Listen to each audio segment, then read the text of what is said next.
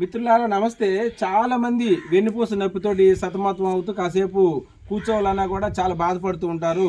అలాంటి వారి కోసం దివ్యమైనటువంటి ఔషధ గుణాలు ఉన్నటువంటి ఔషధ మొక్క గురించి మనం తెలుసుకుందాం. ఇది మన ఊళ్ళలో చాలామంది చీపురులా కట్టుకొని మన కసులాగా చింపుకుంటాం, కానీ ఇది మంచి ఆరోగ్య ప్రయోజనాలు ఉన్నాయని చెప్పేసి మేడం గారు చెప్పారు. దాని యొక్క ఆరోగ్య ప్రయోజనాల గురించి తెలుసుకుందాం. ఇది చూడండి, చిట్టాముట్టి అంటారు, బల అంటారు ఆయుర్వేదంలో, సిడ అక్యూట అంటారు.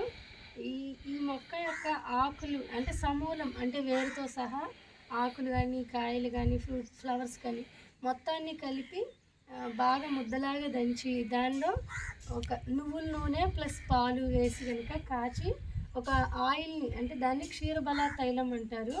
అలా కనుక ఆయిల్ తయారు చేసుకొని దానిని వెన్ను నొప్పులు ఉన్న వాళ్ళకి, అంటే అది సర్వైకల్ స్పాండిలోసిస్ కావచ్చు, లంబార్ స్పాండిలోసిస్ అంటే నడుము నొప్పి ఉన్న వాళ్ళు కూడా అందరికీ ఆయిల్తో గ్రీవవస్తి కటివస్తి అని ప్రొసీజర్స్ చేసుకోవడం ద్వారా చాలా అద్భుతమైనటువంటి రిజల్ట్స్ పొందొచ్చు. Thank you.